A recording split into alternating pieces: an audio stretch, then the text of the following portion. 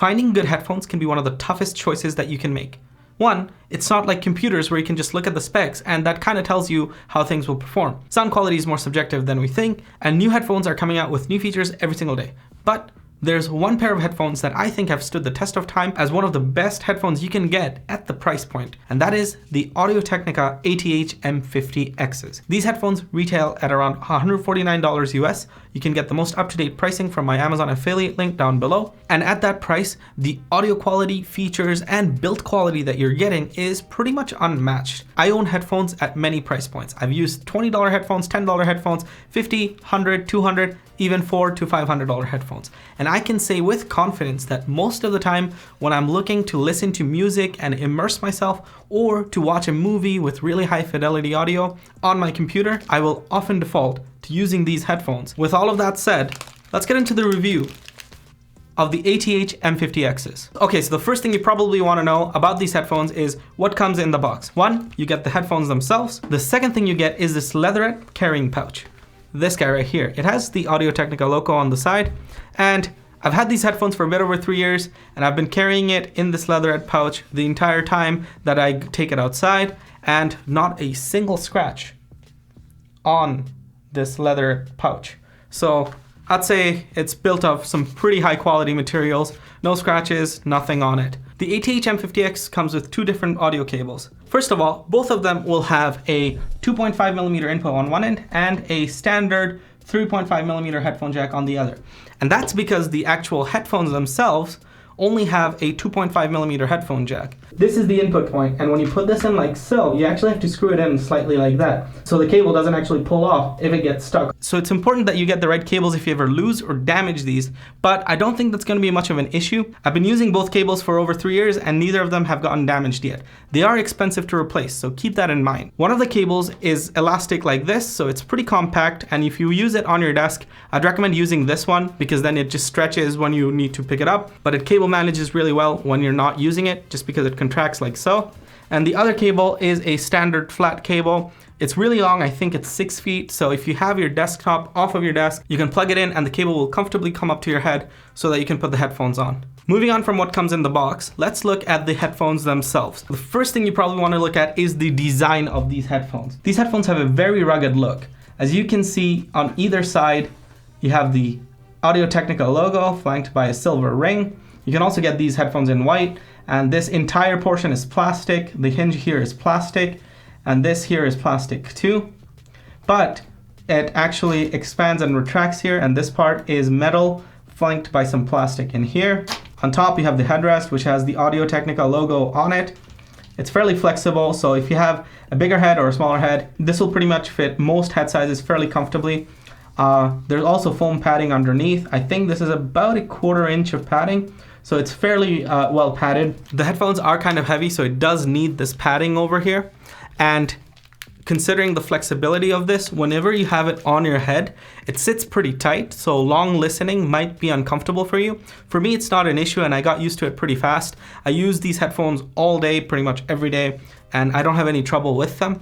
They don't get very hot either on your ears, and that's probably because of these ear cups. They're massive ear cups, and even though they don't have any ventilation holes built into them, they don't get all that hot and they're comfortable when they stay on your ear. The ear cups are foam padded with very thick foam, and this is very high quality foam, as you can see, and covered in this leather-like material. I'm not really sure if this is real leather. I don't think it is. It does have some scuffs here, but nothing to write home about, and considering I've been using it for so long, this is basically no damage. The drivers themselves are covered in this foam. I don't know if it does anything to the sound, but the sound is pretty good regardless. The hinges let you rotate the headphones like this and like so.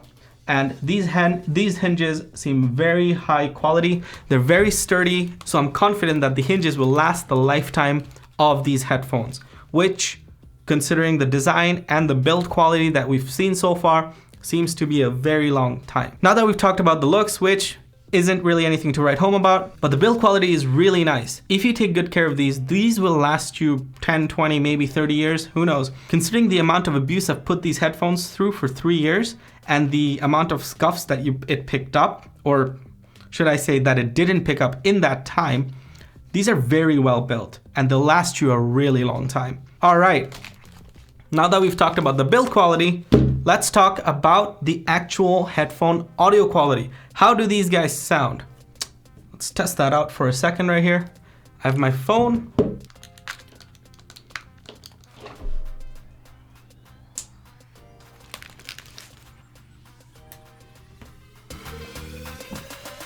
So here's the thing. These headphones are actually advertised as studio monitor headphones. That basically means that it should have a fairly flat response throughout the frequency range. That means that on the low end, the bass shouldn't be too heavy. So if there's an explosive noise in a movie that you're watching, it shouldn't overpower the sound. Or if you have drums in your music, it shouldn't overpower everything else. The mid-range should be fairly clear and it shouldn't overpower anything on the high end or the low end. And the highs should also be fairly well done. And these headphones stick to that formula pretty closely. They're not perfectly flat in terms of response, but you can make them perfectly flat if you need to when you're using these to edit your music or videos. You just have to tweak the EQ a little bit in your software of choice. But other than that, how are these for media consumption? If you're listening to music or watching movies, you're going to notice that these headphones have pretty clean audio throughout the audio response range that you're going to see. The low end will sound very clear. So your drums will sound perfect. Your mid-range instrumentals and your vocals will also sound crystal clear. The audio quality on these headphones are phenomenal. They're running 45mm drivers, and even though they're not the biggest drivers out there, the audio quality is really nice. And especially considering you don't need an amp to actually drive these headphones, they're only 32 ohms. This means that you can plug them onto any device and you'll be able to go really loud without actually having any issues. I didn't detect any sound distortion in my ears at high volumes running these headphones, so I don't think it'll be an issue for most of us. For everyday listening, for plug and play use, these headphones have really good quality audio. And that brings into the question, who are these headphones for? If you're someone who's interested in good audio, but you want to do something on a budget, and I know $150 isn't a budget, but if you think about the number of times you'll actually have to rebuy $50 headphones because they break, spending $150 directly on these and having something that will last you a really long time makes a lot of sense. So if you can save up for these at $150 price point, you're getting really good audio quality.